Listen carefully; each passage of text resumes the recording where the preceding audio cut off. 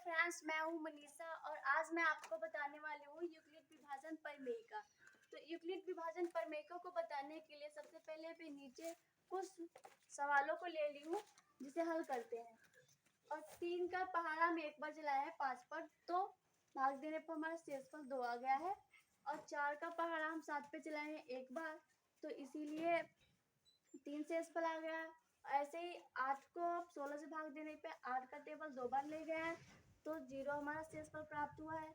अब यहाँ पे देखते हैं, यहाँ पे कुछ भी शेष है। तो यहाँ पे क्या है, 9 का जब पहाड़ा हम 6 पे चलाते हैं तो एक भी बार नहीं चलता है। तो हम भाग का कुछ अलग ही नियम बता देते हैं। जैसे कि यदि हम 9 को 0 से गुना करें, 0 बार ले जाएं, तो 9 0 0 होता है।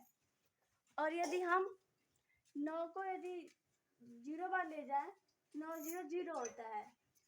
तो 0 क्या है, अभी 6 से कम है, तो हम 9 का टेबल एक बार ले जाते हैं, तो एक बार ले जाने पे 9 आता है। तो 9 क्या है, 6 से ज़्यादा है, तो इसीलिए फिर हम वापस मुड़ते हैं और 0 बार ले जाते हैं। तो 0 बार ले गए हैं, तो 0 बार जब टेबल चलाया है 9 0 0 आ गया और शेषफल हमें प्राप्त हो गया 6। तो आगे हम बात करते हैं भाग के उन 4 बिंदुओं के बारे में। भाग के वो 4 बिंदु कौन कौन से हैं? तो पहला बिंदु होता है जिससे हम भाग देते हैं, वो होता है हमारा भाजक।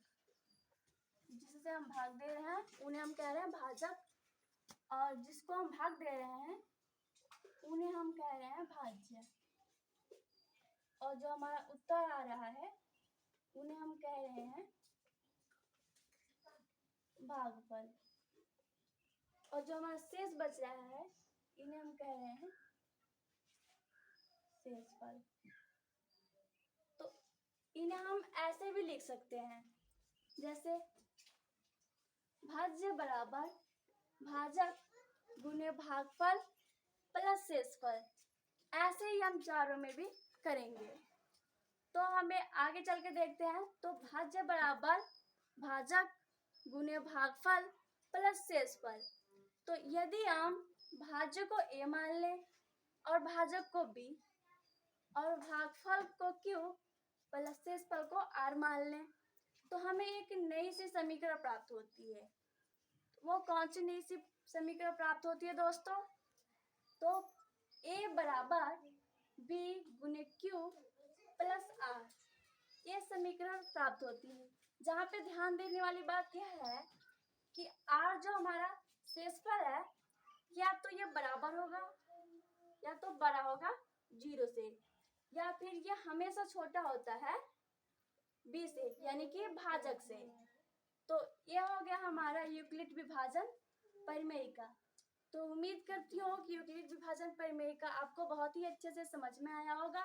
और मिलते हैं यूक्लिड विभाजन प्रमेय का प्रयोग करके सवालों को हल करने वाले वीडियो में। तब तक के लिए बाय बाय।